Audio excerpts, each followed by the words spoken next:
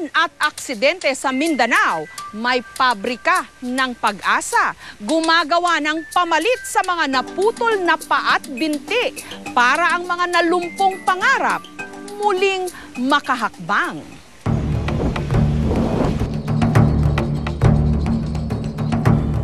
Marso ng nakaraang taon, halos gumuho ang mundo ng 37 anyos na si Dante. Natuklasan kasing meron siyang Buerger's disease. Sakit na nagdudulot ng pamamaga at pagbabara ng mga ugat sa kanyang paa. Dahil dito, kinailangang putulin ang kanyang kanang binti. Ang sakit ni Dante, bunga raw ng labis na paninigarilyo. Simula hindi ko matanggap pero sabi naman doktor sa nga anuhin ko man daw nga pilion na ako nga yung mamatay daw ko nga kuan kompleto ang tiil o buhay ako na putulin ang tiil. Pinili ko yung buhay. Dahil sa pagkaputol ng paa ni Dante, nahinto siya sa pamamasada ng tricycle. Takot daw kasi siyang masugatan ang isa pa niyang paa at baka maputol din ito. Sa pamagitan ng hiram na saklay, tinutulungan na lamang niya sa paglalabada ang kanyang misis. Minsan umiiyak ako kasi naawa ko sa kanya eh. Kasi siya lang naghanap buhay. Hindi naman niya gawain yun, dapat sa akin yun. Para hindi raw siya tuluyang mawalan ng silbi, bumuo si Dante ng sarili niyang artipisyal na paa na gawa sa PVC pipe, kapirasong tali at pako. Sa pamagitan nito, nakakapagpatakbo pa rin daw siya ng motorsiklo. Isa lang si Dante sa libo-libong mga Pilipino na naputulan ng paa dahil sa sakit o hindi naman kaya sa aksidente. Ang tangi raw solusyon para muli silang makapamuhay ng normal, prosthesis o artificial leg. Yun nga lang, may kamahalan ito. Umaabot hanggang 20,000 ang isa. Pero dito sa Davao City, gumagawa ang Davao Jubilee Foundation for the Rehabilitation of the Disabled Incorporated ng mga artipisyal na paa at binti at ipinamimigay ang mga ito ng libre sa mga mahihirap na may kapansanan. Sa loob ng 25 taon, nakapamigay na raw sila ng 800 artificial legs sa Mindanao. Nito lang katapusan ng Marso, binuksan nila ang bago nilang workshop kung saan nakakagawa naman sila ng mas dekalidad na artificial leg na gawa sa polypropylene. Dati kasi, fiberglass at kahoy ang gamit nilang material.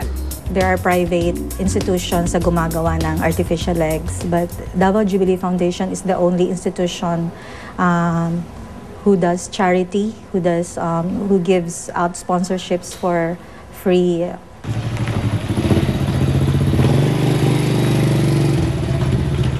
Nito lamang Huwebes, dumulog si Dante sa tanggapan ng foundation para humingi ng artificial leg. Sumailalim muna siya sa isang physical assessment para alamin ang kondisyon ng kanyang stump o putol na binti. Sinuri rin kung malakas pa ito at kaya pang bumuhat ng artificial leg. So magbabandaging muna tayo ha.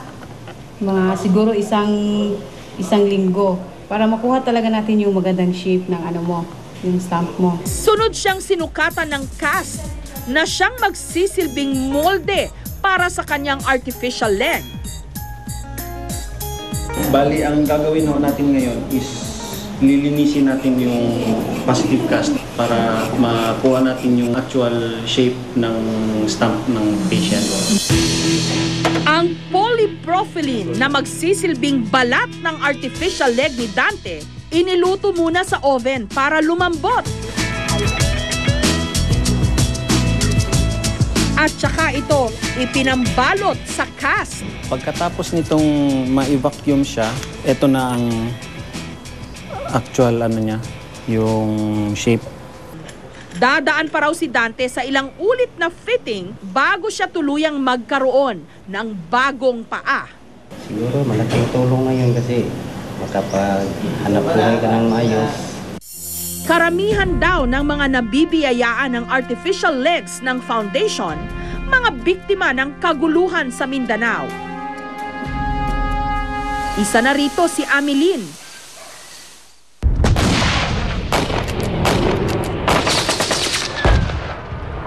Anim na taong gulang lang nung naipit ang kanyang pamilya sa bakbakan sa pagitan ng mga CAFGO at ng mga rebelde. Kasama ang papa ko noon. Pagbaba namin ng hagdanan, doon kami tinamaan. Tamaan siya dito sa likod, tapos dito. Bungkag lahat yun dito niya. Kaya naputol ang paa ko. Habang lumalaki raw si Ameline, katakot-takot na panunukso ang natanggap niya dahil sa putol niyang paa. Hirap ang may saklay ka, nag-aaral ka. Raming tukso, ng hiya. Hiya sa sarili mo, hiya sa kaibigan mo. Mabuti na lang daw at nabigyan siya ng libreng artificial leg noong taong 2000. At muling naging normal ang kanyang buhay. Yun nga lang, sa katagalan, nasisira na rin ang artificial na paa at binti ni Ameline. Nababasa kasi kapag siya'y naglalaba. Sira na ito, kasi napuputol kasi dito. Lagyan ko na lang ng rugby para hindi maputol. Hindi na rin kasya sa hita ni Ameline ang kanyang prosthesis, kaya kailangan pa niya munang magsuot ng 12 medyas bago ito maikabit. Hindi na kasi itong naputol ang paa ko. Mabuti na lang at kaya pa raw itong i-repair ng foundation. Pero dahil 12 taon na ang ipinagsilbi kay Ameline ng kanyang artificial leg, oras na para ito'y magpahinga. Bibigyan na lang daw siya ng bagong prosthesis. Medyo maiksi. Ang gagawin namin ngayon is dadagdagan namin yung height para yung tayo niya pantay. Kasi madadamage yung pelvis niya kasi kung hindi pantay. Yung luma ko mabigat, ito mag-ano. Isa sa mga gumagawa ng prosthesis sa foundation, ang 51 anyos na si Jim na nakakalakad din sa pamagitan ng artificial leg. Na-aksidente ako noong 1985, nabundol ako ng sasakyan ng sundalo. Kaya ito na balda. Wasak talaga ng buto na nahiwalay-hiwalay. Paraan na rin daw niya ito para makapagbigay ng pag-asa sa mga katulad niyang naputulan ng paa. Iba talaga, pag maputulan ka ng paa, hopeless ka. Wala kang pag-asa sa buhay. So, naka-decide ako na technician. Tapos kita ko sa kanila na, gaya ko, kalakad ulit.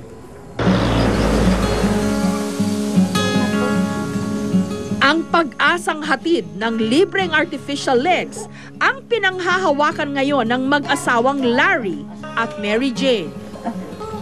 Para muli namang makahakbang ang kanilang anak sa pagtupad ng kanyang pangarap. Hanggang ngayon kasi, sinisisi pa rin ng mag-asawa ang kanilang sarili sa kinahinatnan ng 2 taong gulang nilang anak na si Prince. 5 buwan pa lang daw noon si Prince nung isinakay nila ito sa motorsiklo. Aksidente namang kinain ng gulong ng motorsiklo ang malong na nakabalot kay Prince. Kaya naipit ng gulong ang kaliwang paa at binti ng bata. Sa umpisa hindi ko matatanggap, palagi akong umiiyak. Kung tingnan ko magkatulog siya, umiiyak pa rin ako. Pero hindi ko matanggap kasi hiningi ko yun sagad nga magkaroon kami ng batang lalaki. Yeah.